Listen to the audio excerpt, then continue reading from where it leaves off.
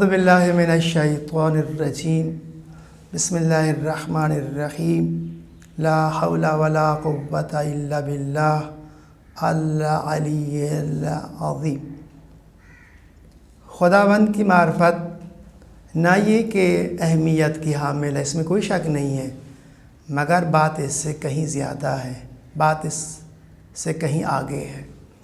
خدا شناسی مرحلہ ضرورت تک جا پہنچتی ہے، یعنی خدا کی معرفت، خدا کی پہچان، عرفان خدا اور خدا کو پہچاننا ضروری ہے، خصوصاً بنی نوع انسان کے لیے جو اس کائنات میں اس کی خلقت کا ایک بہترین شاہکار ہے، اور اس کی معرفت بھی یعنی خدا کی معرفت اس انسان کے لیے نہایت ضروری ہے۔ معرفت کیوں حاصل کرے؟ اب تک جو ہم نے عرض کیا، اس لیے کہ عقل انسان کہتی ہے کہ جو کوئی تمہارے لیے احسان کرے، نیکی کرے، کچھ عطا کرے، نعمت دے، اس کا شکریہ ضروری ہے۔ ادب بھی کہتا ہے، اور اس سے بڑھ کے عقل کا حکم بھی یہی ہے۔ آئیے دیکھیں کہ اگر ہم شکر کریں تو کیا ہوگا۔ اگر ہم نے خدا کو پہچان لیا، پہچاننے کے بعد اس ذات کا شکر ادا کیا۔ شکر کے مختلف مراحل ہیں۔ ایک پہلا مرحلہ زبان سے شکر ادا کرنا ہے۔ اگر ہم نے اس کا شکر ادا کر دیا، ہم نے زبان سے اپنے خدا کو پہچاننے کے بعد اس کا شکریہ ادا کیا، تو اس شکریہ کا فائدہ کیا ہوگا، اس شکریہ کا اثر کیا ہوگا، یہ شکریہ، یہ شکر کہاں جا کے اثر کرتا ہے اور اس کا اثر ہوتا کیا ہے۔ آج کی اس مختصر بات یا کہیے گفتگو میں اسی کو ہی کیا ہے بیان کرنا چاہیں گے۔ خدا خود قرآن میں ایک آیت کے ذیل میں فرماتا ہے، ان شکرتم لازیدنکم۔ اب اس پہ توجہ کیجئے، اس کا ترجمہ کیا جاتا ہے ایک طرح سے، شاید وہ آیت کے الفاظ سے مناسبت نہ رکھتا ہو، لیکن ترجمہ مشہور ہو گیا اس کا، اسی آیت کا جو ترجمہ عام طور پر سنا جاتا ہے۔ وہ کیسے کہتے ہیں کہ ان شکرتم لازیدنکم، اگر تم نے شکر کیا تو میں تمہاری نعمتوں کو زیادہ کر دوں گا، میں تمہیں عطاؤں میں زیادہ دے دوں گا۔ عام طور پر یہ ترجمہ کیا جاتا ہے، لیکن دیکھیے آیت کے الفاظ کیا کہتے ہیں۔ ان شکرتم، اگر شکر کیا تم یعنی آپ نے، ان شکرتم، اگر تم نے، آپ نے شکریہ ادا کیا، تشکر کیا، شکر کہا۔ خدا فرماتا ہے لازیدنکم، حتماً حتماً تاکید کے ساتھ ہے، لام تاکید، ازیدن نون تاکید ثقیلہ۔ جو عربی گرامر جانتے ہیں شاید وہ میری بات بہتر سمجھ رہے ہوں گے۔ لازیدنکم، میں حتماً حتماً زیادہ کر دوں گا۔ خدا کس چیز کو زیادہ کر دے گا؟ نعمتوں کو، عطاؤں کو۔ فرماتے ہیں لفظ یہ نہیں کہہ رہا، لازیدنکم، میں تمہیں زیادہ کر دوں گا۔ اگر تم نے، خوب توجہ کیجیے خصوصاً میرے جوان حضرات، اگر تم نے شکریہ ادا کیا، خدا فرماتا ہے میں تمہیں زیادہ کر دوں گا۔ نہ یہ کہ تم پر نعمتوں کو، نہ یہ کہ تم پر اپنی عطاؤں اور بخششوں کو، میں تمہیں زیادہ کر دوں گا۔ لازیدنکم، کم یعنی آپ، ہاں کہتے ہیں السلام علیکم، آپ پر سلام ہو، تم پر سلام ہو، ایسا ہے کہ نہیں ہے؟ کم کا معنی آپ، تم، اس قسم کا ترجمہ ہے اس کا، ٹھیک۔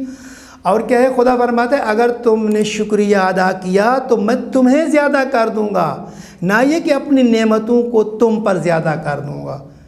تو پھر اس کو کیسے بیان کیا جائے؟ اس طرح سے، جب تم زیادہ ہو جاؤ گے اس کی نعمتیں خود بخود زیادہ ہو جائیں گی۔ جب تم زیادہ ہو جاؤ گے تو اس کی نعمتیں خود بخود زیادہ ہو جائیں گی۔ میں مثال دیتا ہوں، مثلا کیا ہے، ہاں اگر ایک آدمی ہو تو اس کو جتنی نعمتوں کی ضرورت ہے وہ لے گا۔ مثلا کیا ہے، اسے کیا ہے، سانس لینے کے لیے آکسیجن چاہیے، روشنی، سب کو چاہیے، رہنے کے لیے گھر چاہیے، کھانے کے لیے کھانا چاہیے، پینے کے لیے پانی چاہیے۔ یہ ساری نعمتیں ہی تو ہے نا، یہ اسی کی عطا ہے۔ زمین اس کی، آسمان اس کا، پانی اس کی، یہ سب کچھ اسی کا تو ہے نا، ٹھیک۔ تو یہ نعمتیں ہو جائیں گی۔ اگر تم زیادہ ہو جاؤ تو ظاہری سی بات ہے تمہیں نعمتوں کی بھی زیادہ ضرورت ہوگی، تو نعمتیں خود بخود آٹومیٹکلی زیادہ ہو جائیں گی۔ لیکن عام طور پر ترجمہ یہی کیا جاتا ہے، اگر تم نے شکر کیا تو نعمتیں زیادہ ہو جائیں گی، در حالی کہ تم زیادہ ہو جاؤ گے، جس کا لازمہ یہ ہے نعمتیں زیادہ ہو جائیں گی۔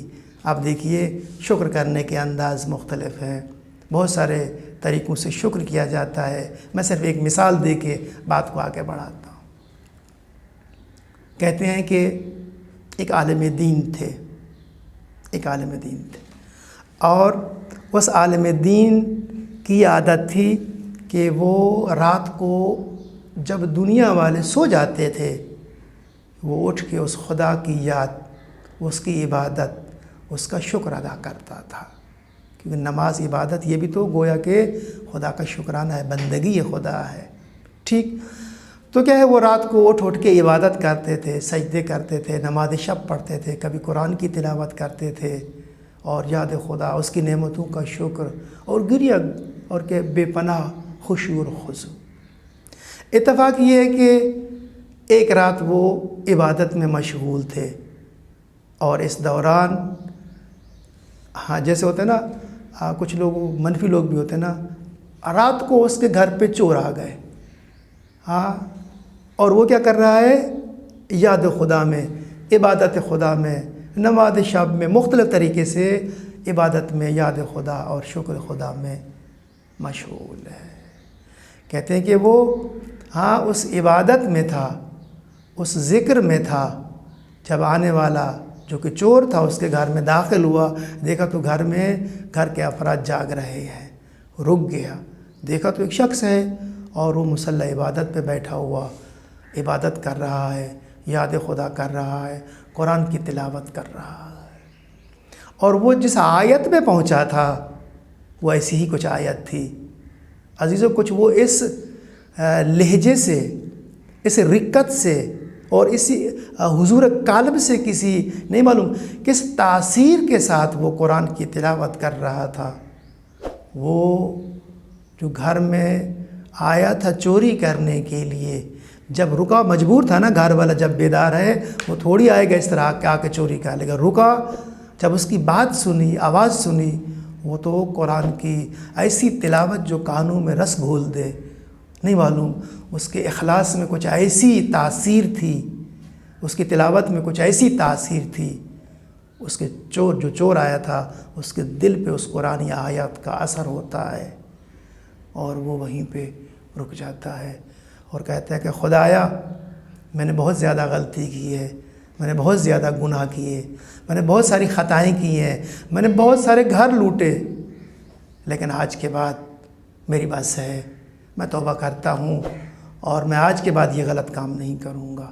دیکھیے، جب زبان میں تاثیر ہو، جب یاد خدا ہو، جب دل میں خدا بستا ہو، جب خدا کی معرفت ہو، جب کیا ہے عرفان خدا کی وادی میں زندگی گزار رہا اور تنفس و سانس لے رہا ہو، تو اس کی زبان کی تاثیر ایسی ہوتی ہے، اگر کوئی اس کو نہ بھی دیکھے، یا یوں کہیں کہ سننے والا اس کو، اس کی آواز سن کر، یوں کہیں کہ اس کے الفاظ سن کر، اس کی الفاظ کی چاشنی اور تاثیر سن کر اتنا منقلب ہو جاتا ہے کہ وہ اتنے بڑے گناہ اور اتنی بڑی بری عادت سے وہ کیا کرتا ہے، اس سے ہاتھ اٹھا لیتا ہے۔ یہ کون ہے؟ یہ ایک عالم دین ہے، یہ ایک مولانا ہے، سادہ لفظوں میں کہیے، جس نے تھوڑا سا دین سمجھ رکھا ہے۔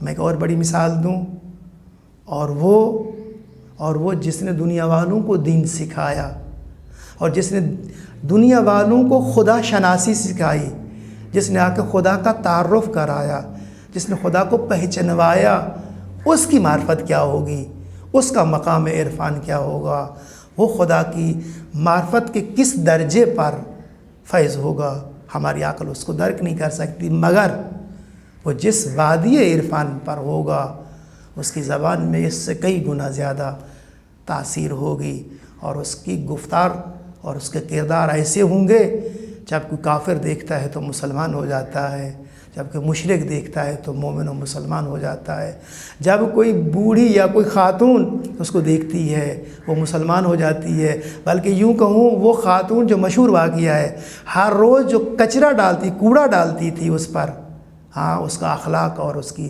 معرفت ہو، اس کی منزلت کچھ ایسی تھی، ہاں وہ بھی منقلب ہو جاتی ہے۔ اگر کوئی کہے کہ یا رسول اللہ، بس آخری جملہ عرض کر رہا ہوں، اگر کوئی کہے کہ یا رسول اللہ یہ ہر روز آپ پر کوڑا کرکٹ پھینکتی ہے، کچرا پھینکتی ہے، آپ راستہ تبدیل کر لیجئے، ہاں ہر روز اسی راستے سے، اسی گلی سے جانے کی بھلا کیا ضرورت ہے؟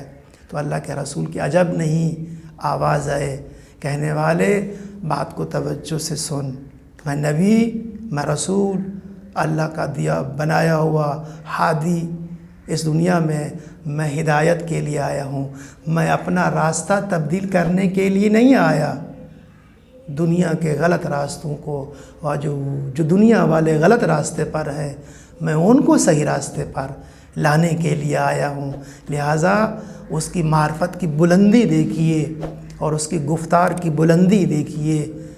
اور آخری جملہ عرض کرتے ہوئے چلو، امام باقر علیہ السلام سے عجیب، سلام اللہ علیہ، عجیب قسم کی حدیث ہے، فرماتے ہیں کہ لو عالم محاسن کلامنا، اگر لوگ ہمارے کلام کا حسن، ہمارے کلام میں جو حسن پایا جاتا ہے، لو عالم، اگر اس کو جان لیتے، محاسن کلامنا، ہمارے کلام کے حسن کو اگر لوگ پہچان لیتے، لتبعونا، حتماً وہ ہماری اتباع، حتماً ہماری وہ پیروی کرتے۔ اس کی معرفت ایسی ہے جس کی گفتار میں اتنی تاثیر ہے کہ لوگ اس کے مطیع ہو جائیں، تو اس کے کردار میں کتنا اثر ہوگا وہ خود خدا ہی بہتر جانتا ہے۔ والسلام علیکم ورحمۃ اللہ وبرکاتہ۔